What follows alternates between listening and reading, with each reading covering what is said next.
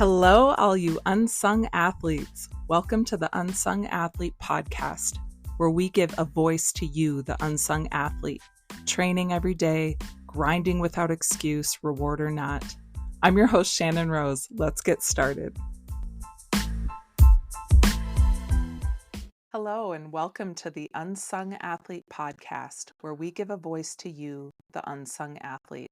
I'm your host, Shannon Rose, and I'm here with a young, ambitious athlete, Zoe Jackson. Zoe is in 5th grade and is known amongst her family and her friends to be full of energy, smart and witty, funny and intelligent. Zoe knows no bounds and goes after the things she wants. She is a kind and caring sister, a loyal and fun friend, and my strong and amazing daughter. And I'm beyond excited and honored to hear your story, Zoe.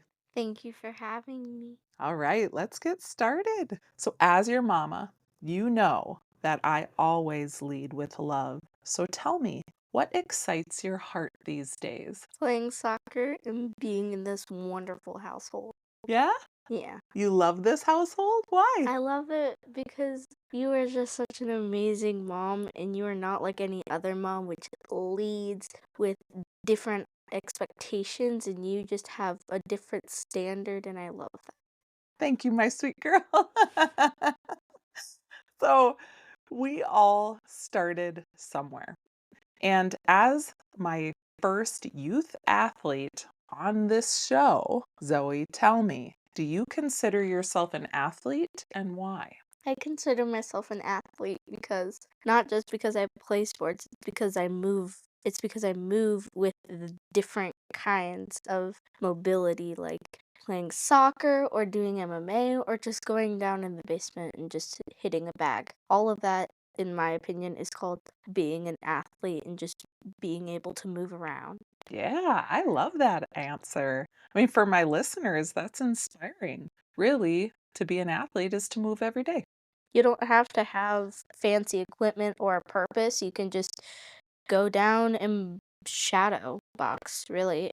Or you could just run or move around. Any of those options is basically being an athlete. Yeah. So, how old are you, Zoe? I'm 11. That's right. 11 with the mindset of a 29-year-old. My goodness. So, I would love to know your origin story. When did you first see yourself as an athlete? Tell me some of the first sports you played. Well, I first started in martial arts and I was like 3 years old and I loved every second of it. I was the youngest in the class, but also one of the strongest.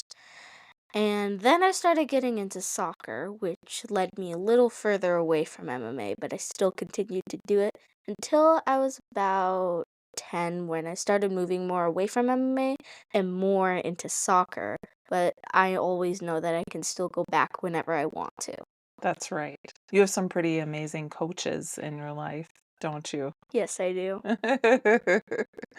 Have they helped give you that mindset to try new things and to know that you're always welcome, even if you want to go try new things? Yes, they have given me that option, and so have you. Thank you. And yes, because it is really important. There's only so many years you can do a school sport, right? Exactly. So I would love to know more about how you have helped to empower others and teach others. I know you have helped a lot in empowerment and self defense seminars, teaching others your age, sometimes older and sometimes younger. Can you tell me a little bit more about how you've helped in that world? I think I've helped in that world by just being there and helping people understand the concept of what is happening with your self defense seminars. And sometimes just being in class, being in MMA class with some of those kids, I just remember helping them out with the moves and understanding how they would use it and why they would use it. Yeah. And how do you think you being a strong example for other girls, how do you think that helps them? I think it helps them to move on with their athlete career and just moving on and just moving every day. So if they do that, then they know that they can still be an athlete and exist in that kind of world. Yeah. And what do you think about all of this talk about more female athletes getting paid higher, doing more pro sports? For instance, flag football becoming a bigger sport in college, rugby, soccer being a bigger sport. Tell me, how does that make you feel? And does that give you hope for your future? I love I love that idea of women getting a better chance at a more of an athlete career than how they used to. And I think it's a great opportunity and I would love to be a professional soccer player. Yeah. So, with that, you've got quite a long time here to be a youth athlete, which is awesome because that's so much fun. How do you keep yourself going? You're an athlete, you're a student, you've got this wonderful life you talk about, doing all kinds of fun things. How do you keep yourself wanting to learn more and wanting to get to practice? Well, me wanting to learn more is more about my curiosity about the moves that I can do and how I can grow as a soccer player. So, Your curiosity keeps you going. exactly, and my will to just keep doing it and moving more than 3 times a week. So where does that will come from, do you think? Probably from you and and from my older sister. Both of you guys just inspired me, and so have other powerful women in the world just have inspired me to keep moving and someday may have a life like theirs or like yours. My sweetest girl. So, we've all had difficult times and maybe some intruding thoughts that try to keep us from being an athlete. What are some of the things that you feel or the thoughts that come into your head that try to keep you from making it to practice or making it to games? And what do you do about it?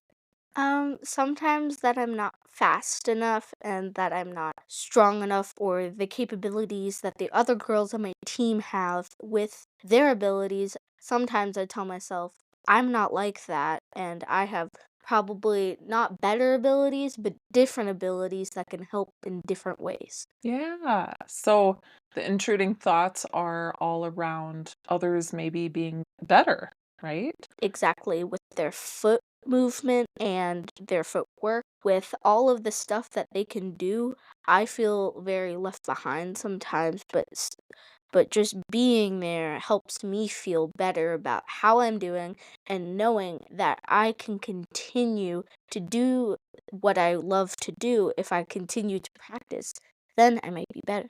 And also, you said something really important. Even when you're feeling like you might not be good enough, just by showing up and doing the work, you feel better. Mm, like you always say, just showing up makes a difference and it helps you be better. And just touching a ball with your feet also makes you feel better. Like, not just like touching it with your foot, but like moving around with it and getting the feel of it more and more throughout your career. That's right. What do we say? If you haven't messed up 1,000 times, then you haven't really learned anything. Exactly. If you are just perfect all the time, then how are you going to grow into a better athlete and learn all these different experiences if you're just perfect? Yeah, you wouldn't.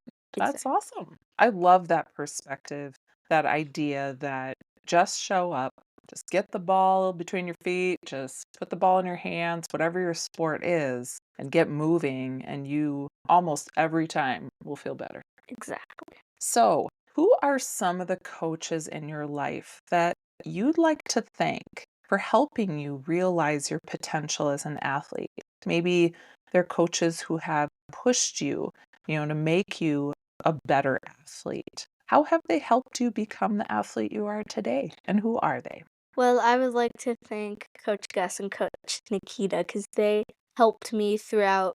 I mean, Coach Gus I've known for over half of my life, and he has just helped me become a better MMA artist and just showing up every single day to all of those practices. And I'd also like to thank my soccer coaches because they have helped me become a better soccer player and show up every day to that practice unless I was sick. They just keep my drive and power going, and I know with Coach Gus that I can always come back and he will always come to me with welcome arms, and I know that I am safe there and I love it there. Yes. Coach Gus and Nikita at Burnsville Martial Arts Academy, they are pretty special. They've created something very special. And it's true. You're 11 now, and you started training with Coach Gus when you were 3. That Mhm. is crazy. And what belt are you in kids MMA? I'm a blue purple belt. That's pretty high. And then you move into purple, right? And then when you'd go into the adult classes. That's pretty impressive, Zoe. Thank Yes, that took a lot of work. You didn't just get that overnight. you. No. Let's see, you got that over the course of 7 years. 8. 8 years, Zoe. Actually, some other forms of MMA like karate, you just work a little bit, like you work 2 or 3 months and then you get the belt that you want. Um And in my opinion, that I don't think is the strength that kids these days need to keep moving. Because what has driven me when continued to do MMA was that working hard and getting to that next belt, getting to that giant milestone, in my opinion, was the best feeling ever and working for it. Some other sports, they just have you work a little bit to get that belt. And a friend of mine, she had her black belt in like a kids class and she does karate and I've worked like 7 or 8 years just to get to a blue purple belt. So I know that I have reached a giant milestone and so has she and I respect her for doing that and moving like that. But just getting to work like that with the Burnsville Martial Arts Academy, getting to do that has helped me so much. That idea that you have to work and keep showing up for so long to get to those. Looking back, you've accomplished a lot and you're only 11. So, when people think of Zoe Jackson, what do you want them to think, say, and feel about you, even when you aren't in the room? I want them to think about me as a strong, powerful athlete and that she is funny, she's witty, yet she's strong and powerful and she can sometimes be a little threatening or something like that, but I will still if you were friends with me, I will still always be there for you, even in your emotional times or in your angry times. I love that. You're basically saying you want to be a threat in this world. You want to be a power in this world. To kids in my class, I am this big, strong girl that they are mostly afraid of, and I'm okay with that. But more of my friends know that I have possibilities, that I can do stuff, but I won't do it to them if they are kind to me. That's right. That's right. Tell me about an instance where you have had to use your self-defense or martial arts. Probably when my friend was being bullied a little bit, I tried to help with my voice and I did not take it farther, and I am sorry to that friend because that person that was bullying her hurt her a lot, and just seeing her like that hurt me. Oh, so you wish you would have used your martial arts. Exactly, because sometimes I imagine myself in different experiences using my martial arts, but then when it actually happens, I don't use it, and that's kind of what holds me back. I think that's so powerful and very brave of you to share. That yes, you can train and you can have all of these skills, but sometimes real life hits and it becomes scary to use those things. And what is really powerful is even after that experience, you came to me and you talked to me about it. And we talked about, okay, if this happens again, what are some things you could do? You could use your voice. You can go get a trusted adult. Or if it becomes physical, like it did, you can use your physical strengths and martial arts skills to control the situation. Exactly. Something that you have always taught me is that if I get into a physical fight, you will always be there to protect me because you know I will not use my physical power to override someone if I don't have to. I know that I can come to you with all of my problems, crying to you, saying something that I regret, or doing something. You might get a little mad, but you won't get so mad that you will ground me or get upset. You will understand. Yes, I will. I remember one time you were younger, maybe this was even 3 or 4 years ago. You were on the playground and a boy laid on one of your friends on the playground. And you told him to get off. You said you used your voice. You told him to get off of your friend. And you said then you used your stronger voice, your louder voice. And he still didn't get off of your friend.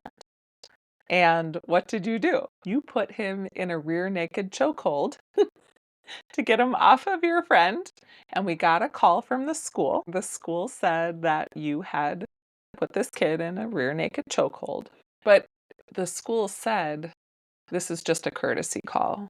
We know that Zoe was trying to help a friend." And what did I tell you? I told you that I would take that call any day and that you would never be in trouble for sticking up for yourself or your friends. I think I remember a little bit that I was crying a little bit. I was upset and I was like, oh my gosh, my mom's gonna yell at me. But then once you told me that, I knew that anything that I did, it would not upset you.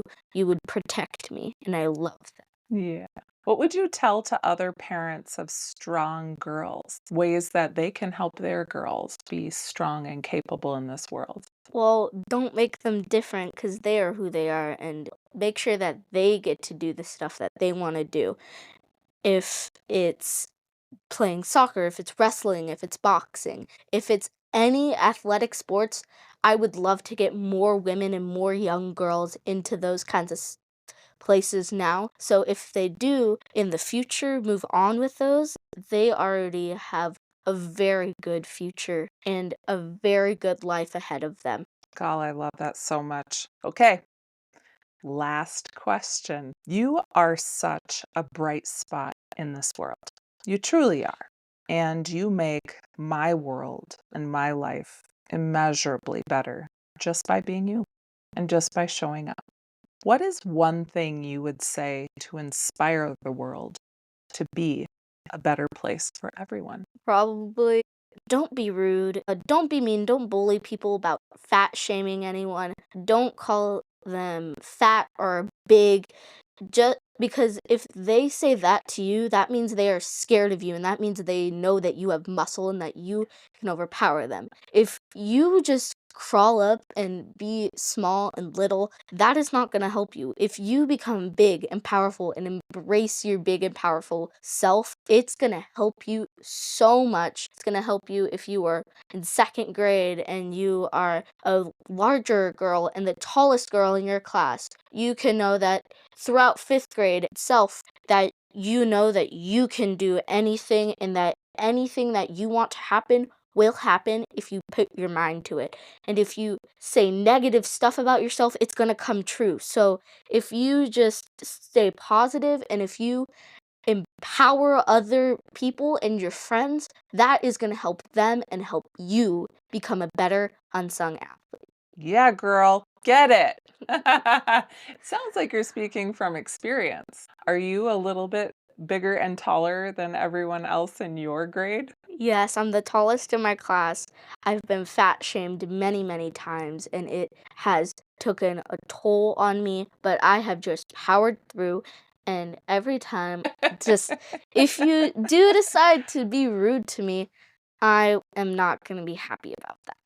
And what do we say? I mean, we in our family, we are women who are not built small, No, but we are by no means fat. We are powerful women built with a lot of muscle. We are built to be athletes, aren't we? yes, we are. And just because some people in your class are skinnier doesn't mean that you are fat. That just means you have more muscle than they do. Because one of the rules in our house is if you eat well most of the time, Mhm. right?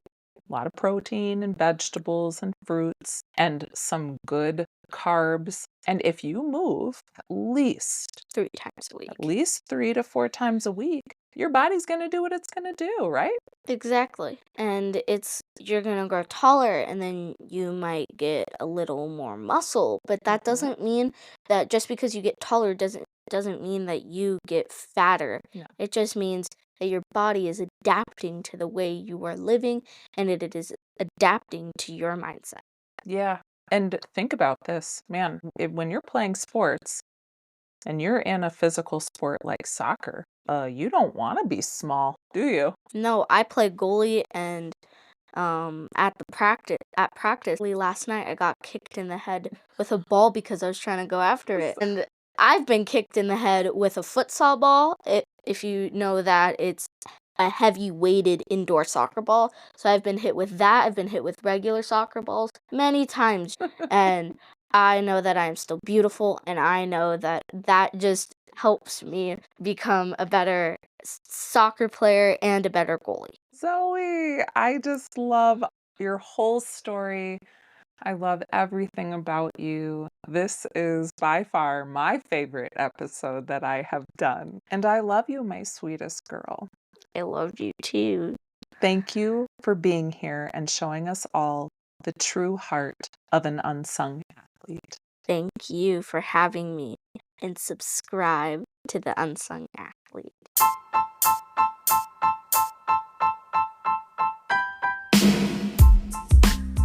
Thank you for joining us on the Unsung Athlete podcast, where we give a voice to you, the unsung athlete. I'm your host, Shannon Rose. Keep grinding without excuse.